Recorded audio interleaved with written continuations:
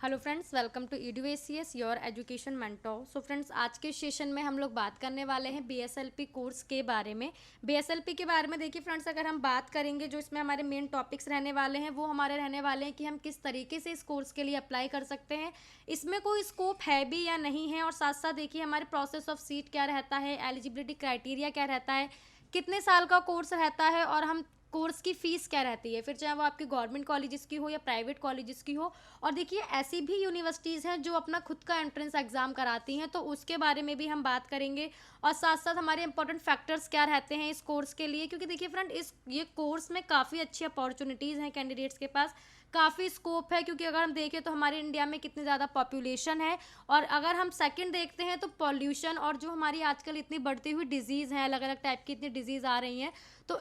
इन disease का और जो हमारा पॉल्यूशन है इसका बच्चों पे, जो बच्चे होते हैं और साथ साथ जो ओल्ड एज लोग होते हैं उन पे काफ़ी ज़्यादा इम्पैक्ट पड़ता है। तो ये जो इम्पैक्ट उन पे पड़ता है वो उन लोगों को जो प्रॉब्लम क्रिएट करता है वो उनको सुनने की क्षमता कम कर देता है, और साथ साथ वो बोलने में भी बोलने के लिए भी कुछ लोग ऐसे होते हैं जो सही से बोल भी नहीं पाते हैं। तो जो हमारा bachelor of audiology and language pathology, इसकी हम बात कर रहे हैं BSLP की, तो एक प्रोफेशनल ऑडियोलॉजिस्ट होते हैं, इससे आप प्रोफेशनल ऑडियोलॉजिस्ट बन जाते हैं, और भी आपके पास स्कोप है जिसकी हम आगे बात करेंगे, जो आप उसमें अपना करियर बना सकते हैं। तो अगर हम ऑडियोलॉजिस्ट की बात करें, जो प्रोफेशनल ऑडियोलॉजिस्ट होते हैं, तो देखिए वो लोग ऐसे पेशेंट को ट्रीट करते हैं जिन्हें हियरिंग डिसऑर्डर्स होते हैं। हियरिंग डिसऑर्डर्स मीन्स अगर कैंडिडेट्स, अगर जो लोग होते हैं उन्हें सुन नहीं पाते हैं, सुनने में कुछ प्रॉब्लम होती है, या जो हमारे स्पीच डिफेक्ट्स होते हैं, बोलने में कुछ प्रॉब्लम आती है, बोल नहीं पाते हैं, तो इन चीज़ों को लेके जो हमारे ऑडियोलॉजिस्ट प्रोफेशनल्स होते हैं इन चीज़ों को वर्क करते हैं BSLP के बाद। और जो आगे स्कोप है हम उसके बारे में बात करेंगे,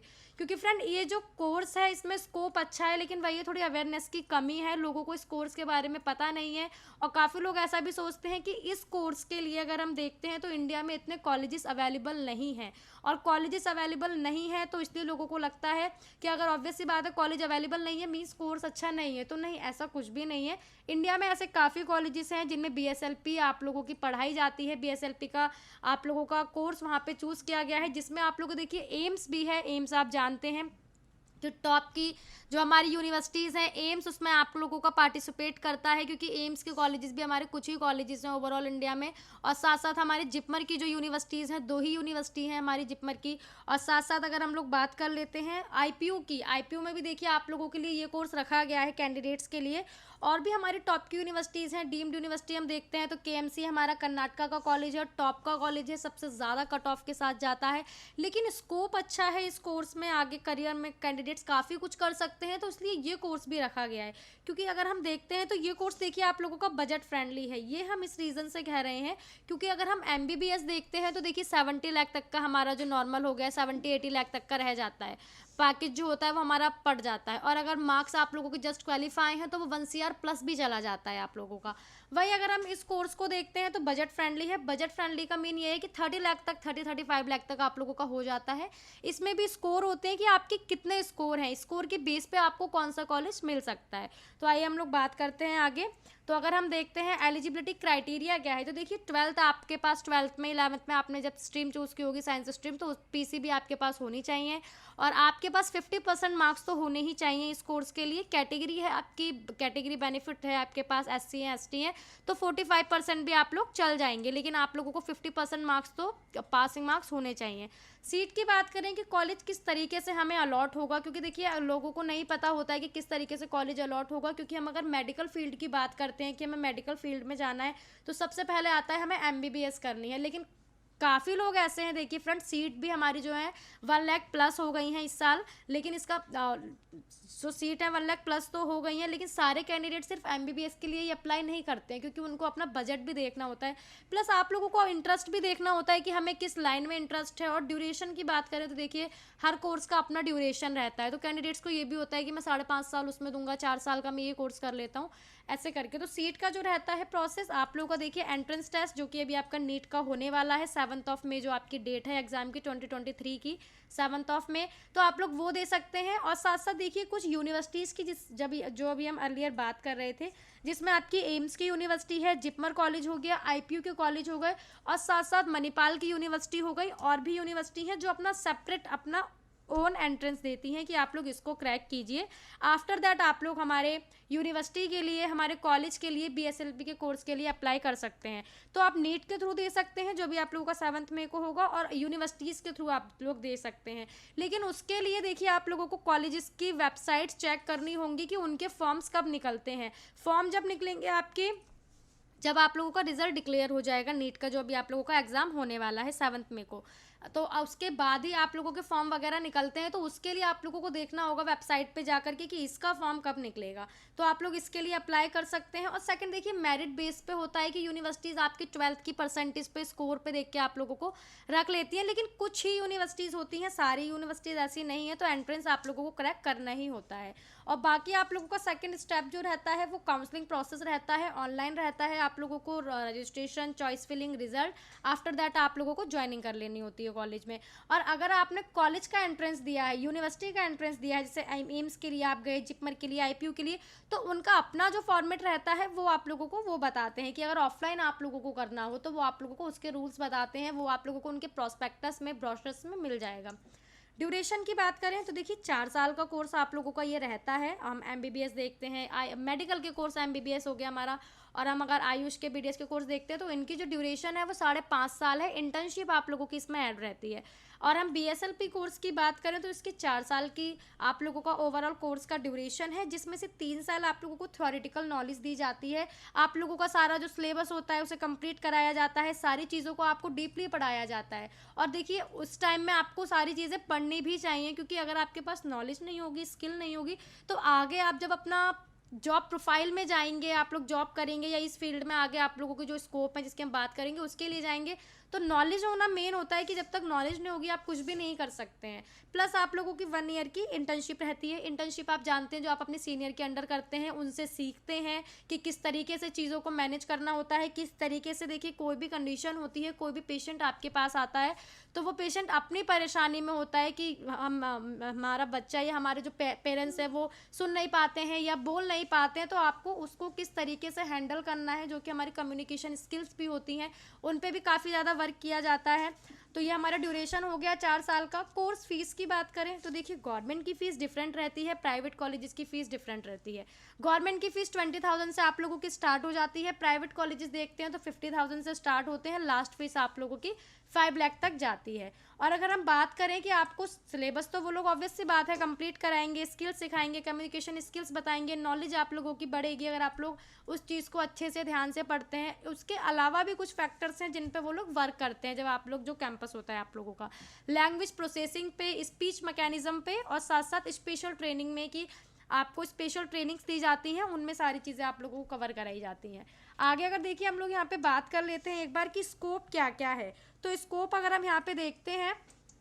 तो ऑब्वियस सी बात है जब आप अपना यह कंप्लीट कर लेंगे आप लोगों के मन में ये होगा कि अगर हम ये कोर्स करते भी हैं तो हम आगे करियर में कर क्या सकते हैं। देखिए आप स्पीच पैथोलॉजिस्ट के लिए भी बन सकते हैं, ऑडियोलॉजी रीडर के लिए भी आप लोग अप्लाई कर सकते हैं, speech pathology reader, speech audiologist जिसकी अभी हम अर्लियर बात कर रहे थे, जो ऑडियोलॉजिस्ट होते हैं हमारे प्रोफेशनल ऑडियोलॉजिस्ट जो होते हैं, जो कि डिसऑर्डर्स के बेस पे देखते हैं कि हियरिंग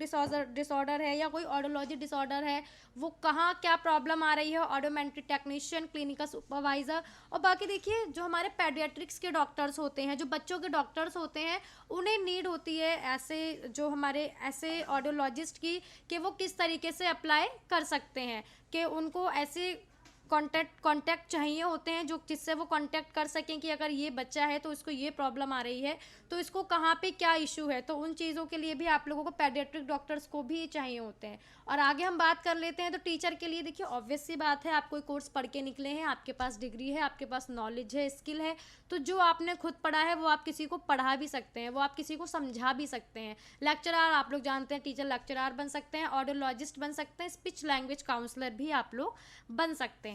और साथ साथ देखिए अगर हम बात करते हैं सैलरी की, क्योंकि हमने अपना जो 4 साल अगर इस कोर्स को दिए हैं, हम इसके लिए करना चाहते हैं तो हम अर्न कितना कर सकते हैं। तो देखिए अर्न के लिए तो ऐसा होता है कि आपकी नॉलेज के बेस पे, आपकी स्किल्स के बेस पे, और सेकंड नंबर होता है एक्सपीरियंस के बेस पे। अगर आप लोग फ्रेशर हैं तो आपकी सैलरी डिफरेंट रहती है, बट अगर आप लोगों के पास एक्सपीरियंस है, 2 साल का एक्सपीरियंस है, 4 साल का एक्सपीरियंस है, 5 साल का एक्सपीरियंस है, 5 साल के एक्सपीरियंस में काफ़ी चीज़ें होती हैं हमारी जो क्लियर हो जाती हैं। 5 साल के एक्सपीरियंस के बाद हम वो प्रॉब्लम फेस नहीं करते हैं जो हम जब फ्रेशर होते हैं अपनी फील्ड में, तब वो प्रॉब्लम हमें फेस करनी होती है, क्योंकि नॉलेज हमारे पास आ जाएगी लेकिन कम्युनिकेशन स्किल्स नहीं होंगी, हमें किस तरीके से कोऑर्डिनेट करना है कैंडिडेट्स के साथ या अपनी टीम के साथ, वो नहीं होगा तो हम आगे नहीं कर सकते हैं करियर में, कुछ भी हम अपना हाथ जो हम बोलते हैं वो नहीं कर सकते हैं। तो सैलरी की बात करें तो डिफरेंट है, फ्रेशर की सैलरी डिफरेंट रहती है। और अगर देखिए ओवरऑल पैकेज हम देखते हैं कि सालाना ईयरली जो हम बोलते हैं पैकेज कितना बन सकता है, तो 2 लाख से लेके 7 लाख तक पर एनम आप लोगों का जो पैकेज है यहाँ पे बन सकता है, बेस योर पोस्ट, कि आपकी पोस्ट क्या है, आप किसके लिए वर्क कर रहे हैं, तो उसके बेस पे एक्सपीरियंस होगा तो ऑब्वियस सी बात है और ज़्यादा बन जाएगा, क्योंकि अगर हम अपनी फील्ड के मास्टर होते हैं तो इतना ज़्यादा हमें सैलरी का नहीं रहता है, फिर तो सैलरी हमारे पास आती ही है अगर हमें सारी नॉलेज है, एक्सपीरियंस है और हम अपने फील्ड के मास्टर हैं। और कॉलेजेस की बात करें कि ऐसे कौन से कॉलेजेस हैं टॉप के, देखिए हम कॉलेजेस की बात कर रहे हैं, काफ़ी कॉलेजेस हैं जिसमें से हमने कुछ कॉलेजेस आप लोगों के लिए यहाँ पे मेंशन किए हैं। जैसे आपका देखिए CMC Christian medical college Vellore का कॉलेज हो गया, आप लोगों का जिपमर का कॉलेज हो गया, फीस आप लोगों की मेंशन है। Shri Ramachandra institute of higher education and research, Kasturba medical college KMC जिसकी भी हम अर्लियर बात कर रहे थे, आप लोगों का एसआरएम चेन्नई का जो कॉलेज है Shri Ramachandra medical college, Manipal academy higher education Manipal Tata जो है, हॉली क्रॉस मेडिकल कॉलेज जो आप लोगों का जो है, और आप लोगों का महर्षि महाकंदेश्वर कॉलेज हो गया। और साथ साथ देखिए अगर हम बात करते हैं यहाँ पे आगे भी तो भारतीय विद्यापीठ डीम्ड यूनिवर्सिटी, तो ऐसा नहीं है कि ये जो कोर्स है इंडिया में अवेलेबल नहीं है, डीम्ड यूनिवर्सिटीज़ भी जो हमारी हैं वहाँ पे ये कोर्स अवेलेबल है, एम्स में कोर्स अवेलेबल है, आईपीयू में तो देखिए मेडिकल की सीट्स के बाद कुछ ही कोर्सेज हैं जिनके लिए सीट्स अवेलेबल हैं, जिसमें बीएसएलपी भी आप लोगों का कोर्स आता है। बट ये लोगों को थोड़ा नॉलेज नहीं है इस कोर्स के बारे में, तो वो लोग समझते हैं कि इस कोर्स में कुछ भी स्कोप नहीं है। नहीं, अपॉर्चुनिटीज़ आपके पास काफ़ी हैं, बस आपको ये तय करना है कि मेरे को इस कोर्स में जाना है या नहीं जाना है, क्योंकि देखिए 4 साल की ड्यूरेशन बहुत होती है अगर देखी जाए तो आपका अगर तैयार है कि मेरे को 4 साल बाद ये चाहे मुझे ये बनना ही बनना है, तो आप लोग बिल्कुल ये कोर्स कर सकते हैं। सुमनदीप विद्यापीठ हो गया, स्वामी रामा हिमालय यूनिवर्सिटी हो गई, एसजीटी, अब आप देखिए हरियाणा की एसजीटी यूनिवर्सिटी टॉप की यूनिवर्सिटीज़ में आती है, उसमें भी बीएसएलपी का कोर्स चलता है। इंद्रप्रस्था यूनिवर्सिटी हो गई आप लोगों के एम्स की जिसकी हम बात कर रहे थे, all India speech and hiring, national institute of speech and hiring NITT आप लोगों का हो गया, और आप लोगों का JSS institute speech and hiring हो गया। और आप लोगों का ये लास्ट जो है यहाँ पे लास्ट नहीं है, कुछ मेंशन है, काफ़ी कॉलेजेस और हैं आप लोगों के जो आपको सोशल प्लेटफॉर्म पे ऑनलाइन प्लेटफॉर्म पे मिल जाएंगे। Institute for communicative and cognitive neuroscience.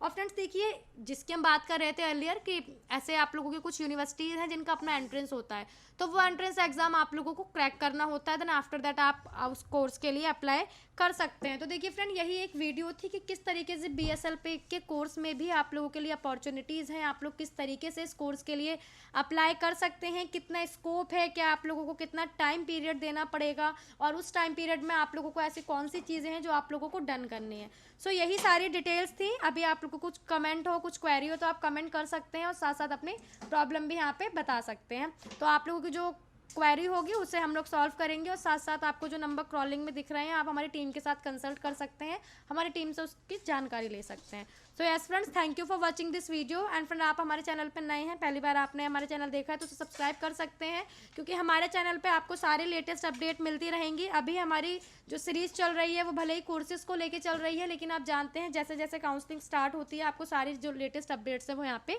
मिलती रहती हैं। So yes, thank you for watching this video and friend all